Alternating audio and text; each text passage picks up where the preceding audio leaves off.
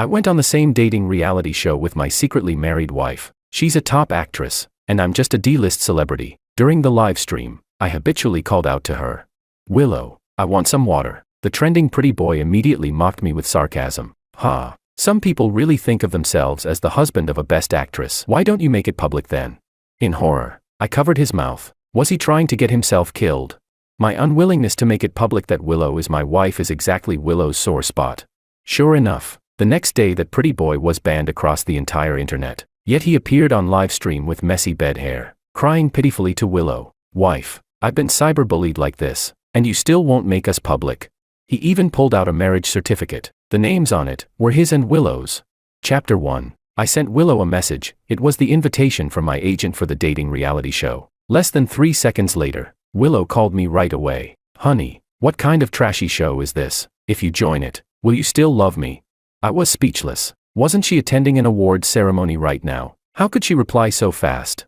Rubbing my temples, I patiently explained, "Darling, don't ask questions like that in the future. If anything changes, I'll let you know." She was silent. Taking advantage of her silence, I continued, "I'm just going to slack off and treat it like fun, plus earn some quick money." The real star is that trending pretty boy. On the other end, Willow was being urged onto the stage to accept her award, and the call was cut short. But that evening, when she came home, she brought back the script for the exact same dating reality show. She whined to me sweetly, "Honey, everyone else is going there to get matched up. Why don't you take the chance to make our marriage public?" I gave her a glance but said nothing. Wasn't it her who didn't want to go public in the first place? But now, it didn't matter anymore. I focused on the script and kindly suggested, "If you're so eager to go public, why don't we pair you up with someone else on the show?" Willow fell silent again. She coldly pulled out her phone and jabbed at the screen. A second later, my own phone buzzed. "Your order of an RTX 5090 graphics card is on the way." I immediately put down the computer and put on my professional smile. "Sweetheart, I'm sorry. It was my bad attitude. Other than making this public, I can give you anything you want." And so, the next day, I left the house holding my sore back. Before I stepped out, she reminded the butler to prepare strong, nourishing soup for me. I rolled my eyes and sneaked out while the housekeeper was aggressively piling in all sorts of health ingredients. Willow's schedule was set for episode 3, so today I came alone. After arriving at the designated location, I worried the butler's car would be too flashy, so I asked him to park halfway up the hill and dragged my own luggage for about 100 meters. Just as I reached the villa entrance, I heard a familiar voice. "George, how did you end up like this, even carrying your suitcase by yourself?" I looked up. Sure enough, it was Makoto. We debuted the same year and had a similar style, but now he was a trending pretty boy. I was still just a D-list celebrity, but being a D-list celebrity had its perks, like the freedom to go crazy whenever I wanted. Chapter 2. At least I'm still somewhat human. "But you, what's this pretty boy thing you've become? What even is that supposed to be?"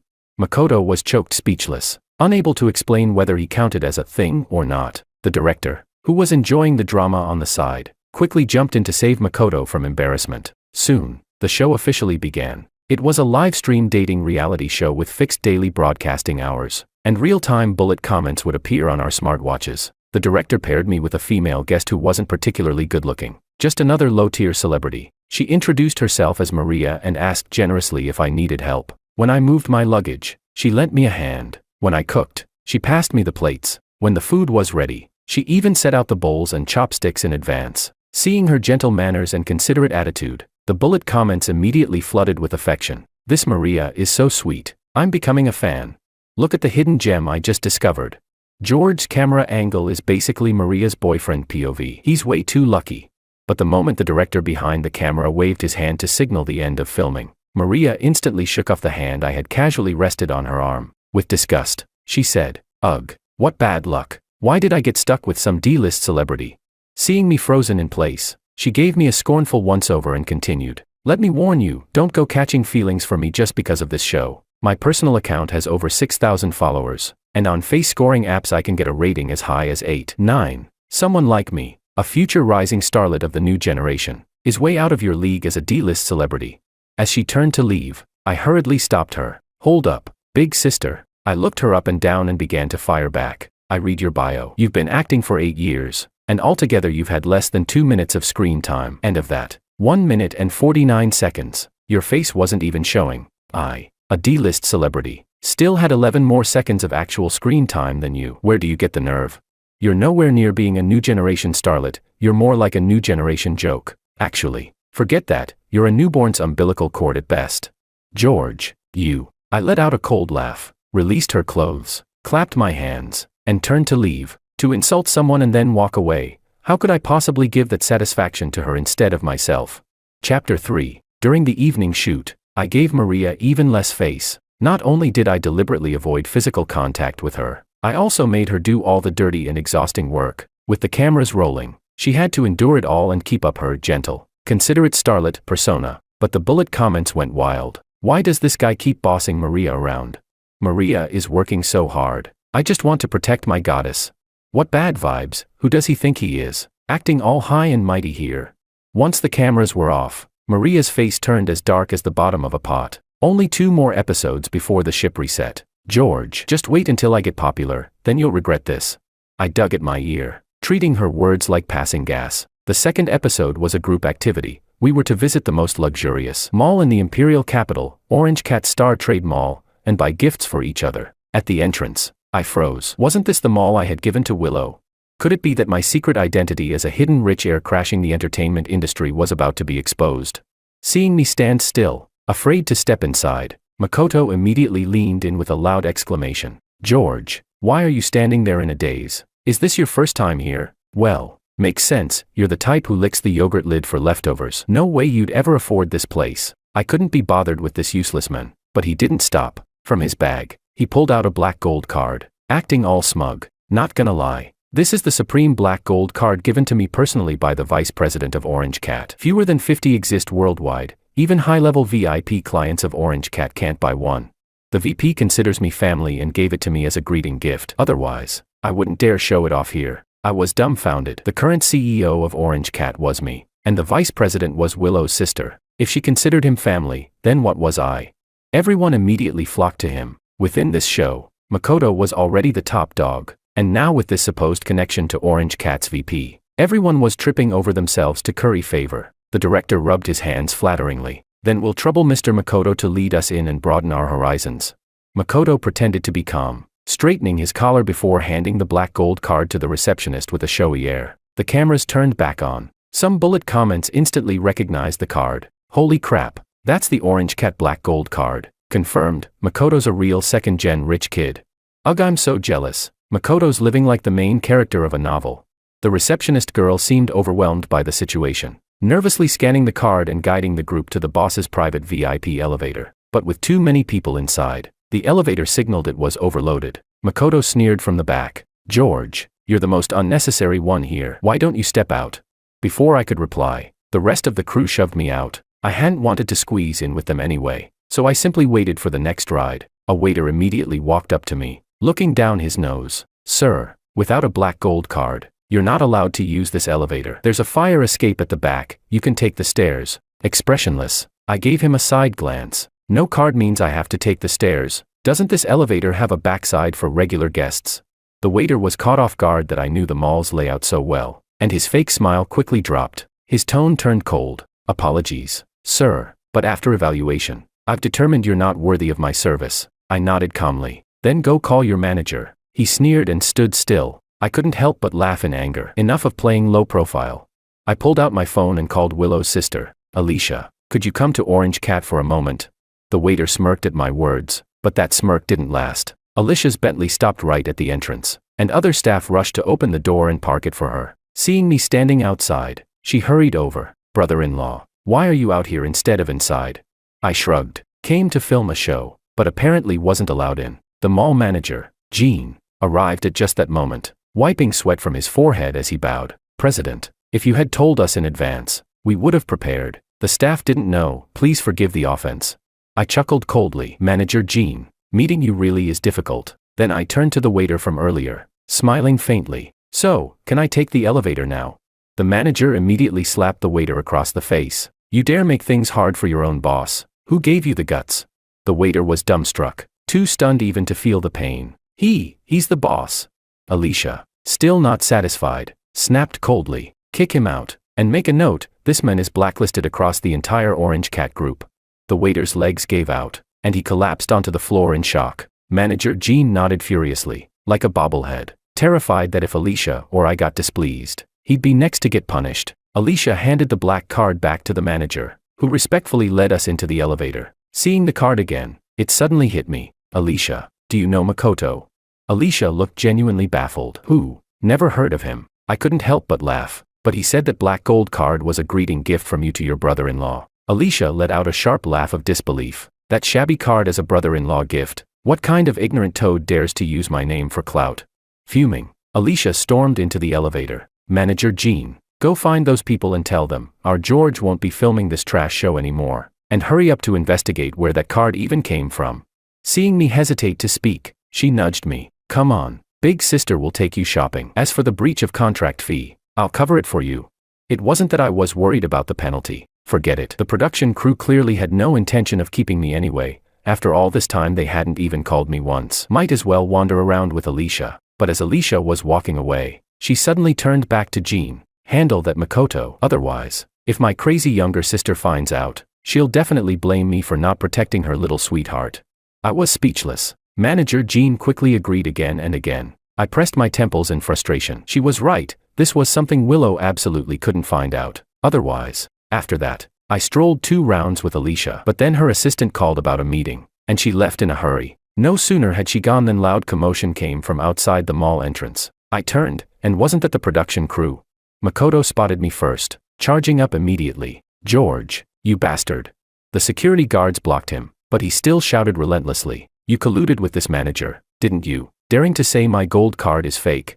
Manager Jean calmly explained at the side. Mr. Makoto, we've told you many times, and the machine has verified it repeatedly, your card is indeed fake. The crew had already been kicked out after shutting down their cameras, and their faces looked grim. Whispers floated to my ears. What a disgrace. In front of everyone, he doesn't even have the status, yet insists on pretending. Who's he trying to fool? I could hear it, and so could Makoto. His face twisted with fury. You're all spouting nonsense. Let me tell you the truth, this gold card was personally given to me by the Orange Cat boss herself. It's just that her identity can't be revealed, so she let me use her sister's name instead.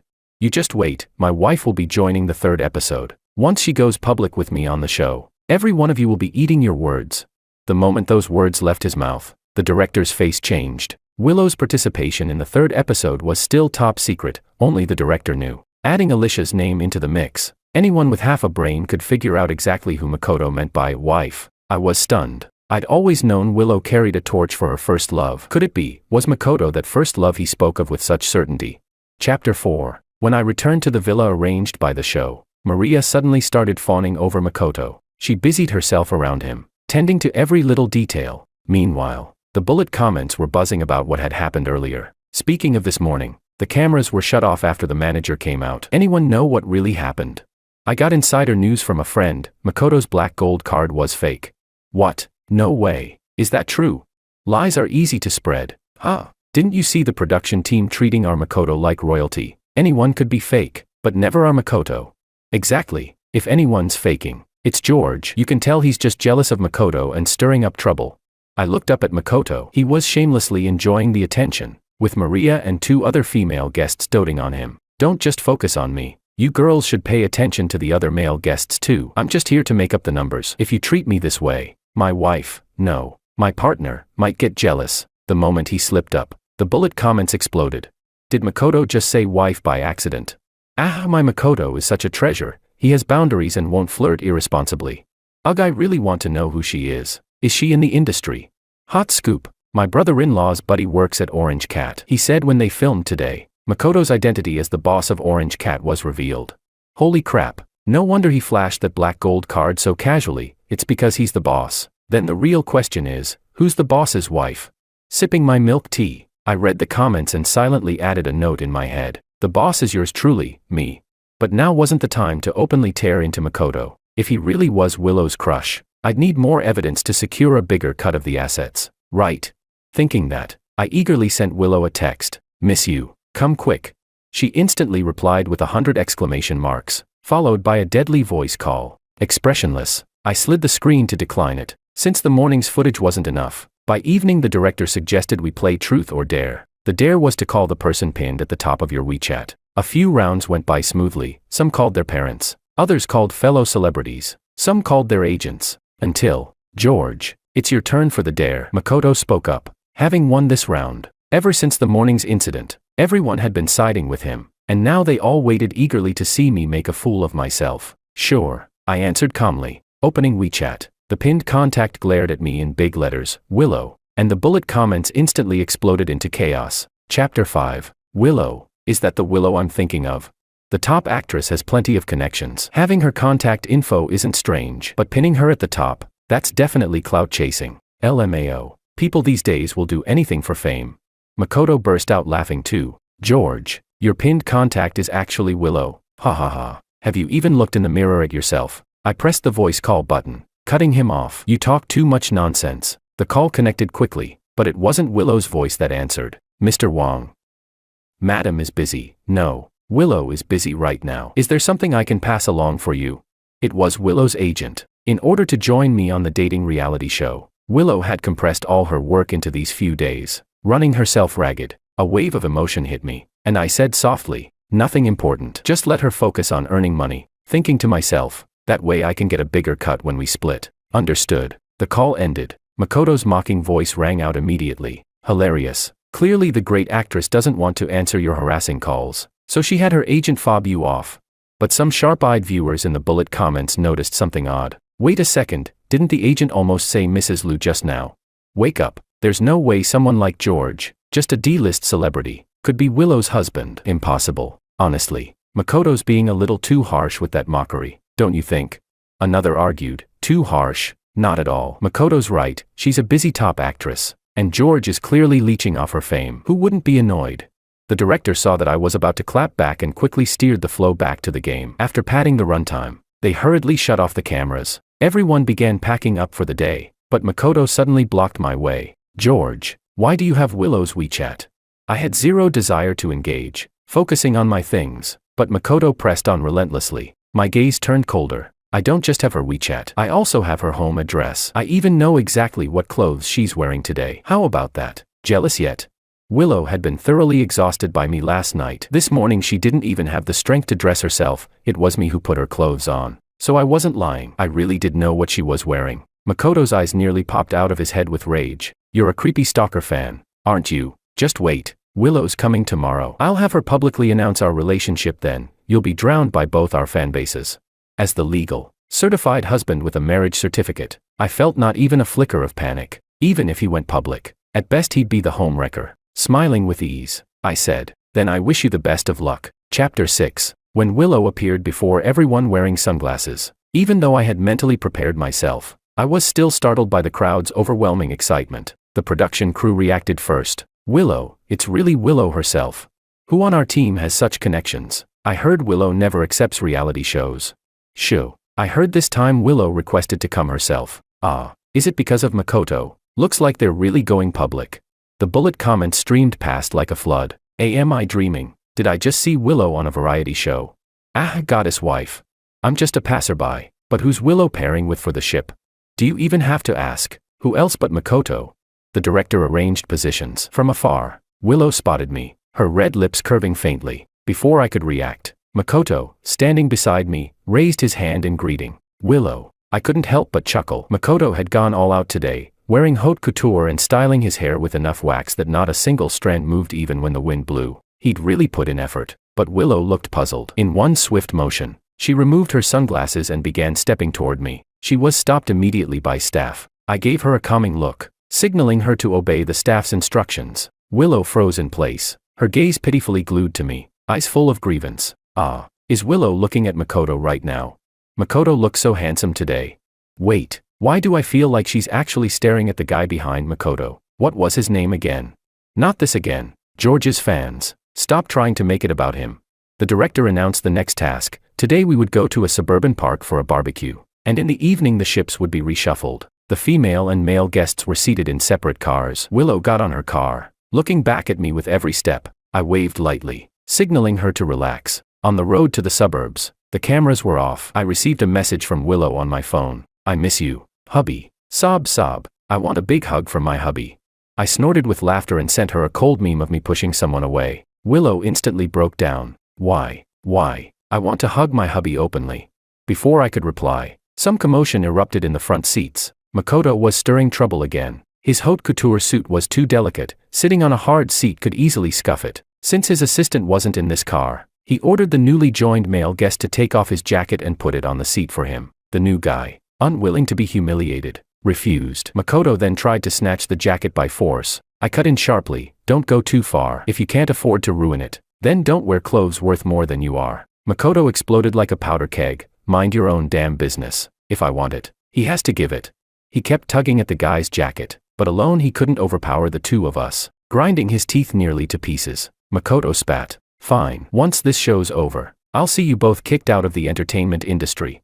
I shrugged casually, as if saying, "Go ahead, I'll be waiting." Chapter 7. When we arrived at the village and had a short rest, the director turned the cameras back on. As soon as the camera zoomed in on him, Makoto immediately apologized to the male guest from earlier, claiming he had accidentally tugged at his clothes. His attitude was earnest, his expression dramatic. The bullet comments showered him with praise once again. Meanwhile, both I and that male guest were left speechless. Just as I was about to call him out, the car with the female guests arrived. Willow walked briskly, and in the blink of an eye she was right by my side, facing the cameras. She used her coat as cover to quietly slip her hand into mine behind her back. I glanced down at her. Her eyes and brows radiated unmistakable joy she could barely contain. That was when the bullet comments shifted in tone. "Wait, am I seeing things? Why does our Ice Queen goddess look so happy today?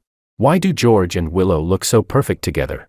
Honestly, I agree. The more I look, the more Makoto seems off. This guy feels way more natural." Only after the director finished assigning tasks did Willow reluctantly let go of my hand. I said, "Let's go wash the vegetables together." "Will," the word wife nearly slipped out, but I twisted it mid-sentence. "Willow." She laughed out loud, amused. The bullet comments burst with excitement. "Ah, so cute. I'm shipping them right now.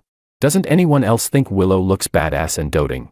So maybe George really is close to Willow, which explains why she's pinned at the top of his WeChat."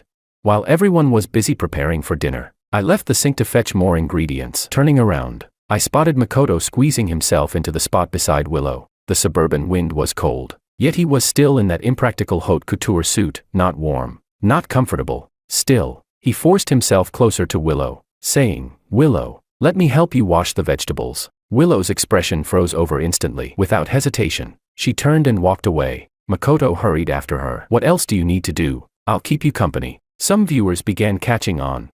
Is this guy seriously not noticing Willow doesn't want him around? Didn't Makoto say he had a wife? Maybe they're just keeping their distance on purpose."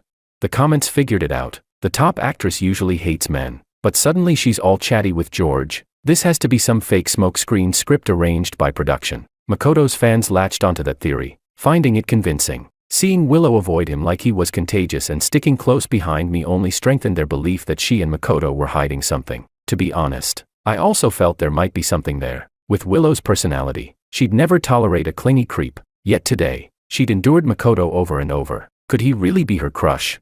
As night fell, a cool breeze swept the park. Everyone sat in a circle around the grill. I draped a blanket over Willow's shoulders, rolled up my sleeves, and turned the meat on the grill. Makoto, now in a change of clothes, squeezed himself onto the seat next to her. I picked up a piece of meat with the tongs, snipped off a small bite, tasted it, and said, "It's cooked. A little hot though." Then I placed it in her dish to cool. But the next second, Makoto snatched the meat from Willow's plate and popped it into his mouth. "Yep, definitely cooked." The chatter around us froze. Even the air seemed to stall. I frowned. Did this man have no shame?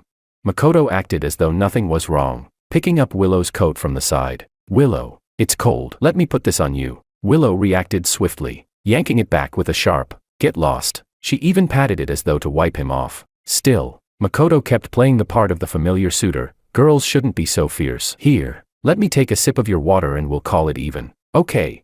Before Willow could react, he had already twisted open her bottle and taken a swig. Her face darkened in an instant, fearing she might slap him in front of the cameras. I quickly cut in, "Willow, I want hot water." She immediately set the blanket down and headed for the van. Her long legs, nearly 176 meters, drew everyone's stares as she walked away. Moments later, she returned with my blue thermos. Makoto sneered, dripping sarcasm. "TSK, some people really think they're the actress's husband. If you're so great, why don't you go public?" In shock, I clamped my hand over his mouth. Did he have a death wish? I refused to go public about Willow being my wife. That was her biggest trigger. And right now, she was already at the edge of losing it. How dare he? Sure enough, The next day Makoto was officially blacklisted across the entire internet. The production team was ordered to pause and replace him, and he was forced to pay a massive penalty fee for breaching contract. Both he and his fans were left completely dumbstruck. Chapter 8. Wait, what's going on here? Did I time travel or something? I wake up and the pretty boy is already banned. Breaking news. Word is, the top actress did it. He offended Willow, the film queen. Hold up. Wasn't it just yesterday people said the two were secretly married? Could they actually be hidden enemies? Holy crap, Makoto just went live. Everyone, go watch. I glanced at Willow, who was on the phone personally ordering Makoto's ban, and out of curiosity, I clicked into his live stream too. On the screen, he appeared with messy bed hair and an exhausted face. Clearly, he hadn't slept all night. His eyes were red as he said, I was framed. Someone shamelessly seduced my wife and even made her blacklist me. I don't want to live anymore. The bullet comments exploded. Wait, what? His wife? Don't tell me he's talking about Willow. And who's the seducer? Isn't it George? Don't be fooled. Guys, there's no evidence. Exactly. Hate it when people say things half-baked. Show proof or shut up. I thought the online backlash would rattle Makoto, force him to back down, but instead, he sighed dramatically. I didn't want to be so high profile, but since you're all so curious, I guess I'll just have to satisfy your curiosity. I was wondering what other nonsense he could come up with when the next scene stunned the entire internet. From a drawer beneath him, he slowly pulled out a marriage certificate, and on it, 2 names, Makoto and Willow. The internet went wild, but I only smirked, eyes fixed on his self-directed drama, because behind me, Willow, still on the phone, was radiating a terrifying, icy aura. She stared at my screen, her hand clutching the phone turning pale. I sneered inwardly. That marriage certificate must have been bought off some shady shopping site. Makoto, you just signed your own death warrant. Chapter 9. Makoto thought he was being clever, putting on a self-directed performance, but he didn't realize he had just stepped squarely on Willow's landmine. Originally, his punishment would have been just a ban and a penalty fee for breaching his contract. But thanks to Willow's intervention, things escalated to the extreme. With an icy, rapid-fire tone, she ordered a full investigation into Makoto's past, and I knew instantly, this time, Makoto was finished, because no struggling celebrity who clawed their way up could survive a deep dig into their past. Sure enough, within half an hour, countless files on Makoto were laid out on Willow's desk. I skimmed a few with interest. From middle school, he'd been publicly shamed for being a homewrecker. In high school, he cheated on mock exams. In college, he did side gigs flirting and gaming with wealthy women for money. Everything imaginable was there. I couldn't help but marvel at Willow's power, able to dig up details this specific in just 30 minutes. Usually, when stars rose in fame, their managers and agencies would scrub their records clean. But under Willow's thunderous commands, everything came crawling back. To the public, Willow was always that icy, ruthless figure. Yet Makoto was dumb enough to cling to her and try to leech off her name. Now, he'd set himself on fire. Who else could he blame? Willow picked up one of the documents and gave a few cold instructions over the phone. Release the contents of Attachment 4 and Attachment 11. No need to mobilize water armies. He's crossed the bottom line for artists. No one will tolerate him again. He wanted attention. Then let's give him all he asked for. I glanced at the contents of Attachments 4 and 11, and any last shred of pity I had for Makoto completely vanished. Attachment 4. Makoto acted as agent and live stream host selling fraudulent skincare products, taking up to 85% in commissions. Attachment 11. Multiple students became victims, faces ruined, skin destroyed. Makoto and his team suppressed reviews and harassed victims online, leaving them with no way to seek compensation. Several were later diagnosed with depression. Chapter 10. I thought the whole incident was over, but I didn't expect the flames to spread to me. After arranging everything, Willow leaned over and pressed me down on the sofa. Her long hair fell across my shoulders, carrying a faint pine fragrance, refreshing and soothing like winter sunlight, warming and alluring. But beneath her willow leaf brows, her dark eyes burned with an unrestrained fire. Her lips were tightly pressed together, her gaze overflowing with possessiveness. And finally, she kissed me fiercely. I was scared out of my mind. Willow, restrain yourself. We're still filming the show. Someone could walk in any moment. But she didn't hear a word. Instead, one hand cupped the back of my neck, deepening the kiss. George, let's go public. Her voice was soft, almost pleading. I remembered vividly, once upon a time, I had begged her the same way, but she had rejected me. I cupped her face, my expression cold. Why? This had always been the thorn in my heart. At last, I voiced it. She lowered her head, kissing my forehead with reverence, as though I were a radiant treasure high above. Because the Willow you love is finally a film queen now. She's finally worthy of you. So that's what it was. My girl, she had been working so hard all along. A tear slipped from the corner of my eye. I laughed through the joy. I slid my arms gently around her waist. Fool, you've always been worthy. This time, I kissed her back, taking the lead. At that very moment, the door opened. The other guests and staff of the show filed in, but we kept kissing, oblivious. This was Willow's intention all along, her little scheme to show the world I was hers. After all, I had seen clearly the little message she had secretly sent the director just now. Forget it. She's my wife, I'll indulge her. Chapter 11. The other guests were stunned. The staff were stunned. As for why the dating show paused because of Makoto, suddenly resumed recording, well, it was because Willow, the sponsor who had invested 20 million, said so. Only then did Willow rise slowly, her face soft and gentle. George is actually my husband. We've been married for 2 years. Those words shattered every lingering fantasy. The director, seizing the moment, asked, then why did you decide to go public now? Willow looked at him calmly. I wanted to use this opportunity to announce it, but my schedule was too full. I could only come now. Willow, the international film queen, goddess of countless fans. Now she leaned against me openly, before the cameras and everyone present. Her eyes brimmed with affection, nearly overflowing. I've kept you waiting too long, my Mr. Wong. I smiled back. It's fine, my Miss Willow. What about that marriage certificate Makoto showed? What's the deal with him? I assented. Obvious. The film queen just confirmed her real marriage. Holy crap, Makoto's profile page has been obliterated. Fake marriage certificate, fake products, and ruining people's faces. Breaking, Makoto has already been arrested. Endless lawsuits and compensation await him.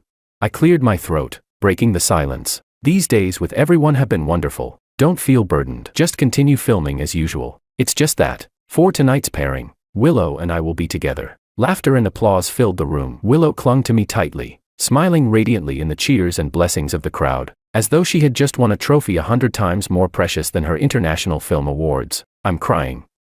This broken world owes me a Willow. She's so beautiful. I'm in love. Am I the only one who just got heartbroken? Me too, but it's so sweet. I'll take the sugar from this couple first.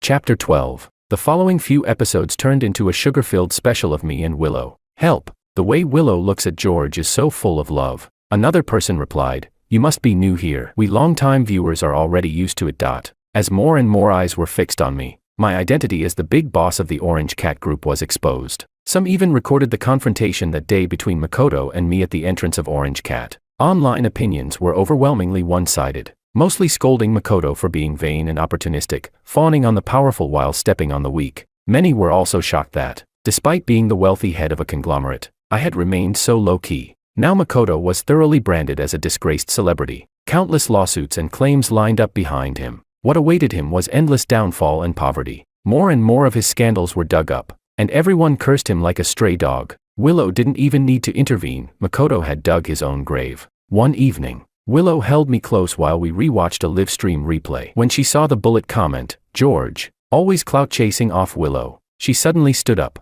I patted her head gently to soothe her. Wife, it's fine. Willow pressed tightly against my shoulder, lifted her phone with a click, and snapped a photo. What is it? I looked down at her. She opened her social media app and showed me the post she had just made. Most favorite thing to chase, my husband, with the photo she had just taken attached. Within seconds, the comment section had piled up with thousands of replies, all crying over Willow's public display of affection. I pinched her cheek and asked, childish, aren't you?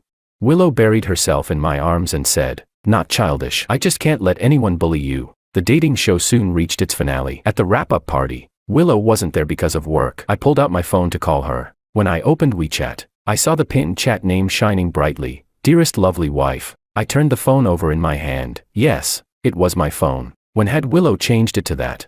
I pressed the voice call button, holding back for quite a while before, swallowing my embarrassment. I finally said, dearest lovely wife, what time are you coming to pick me up? From an important conference venue came an eruption of noise, followed by Willow's laughter-filled voice ringing clearly through the receiver. Coming, hubby, Mua.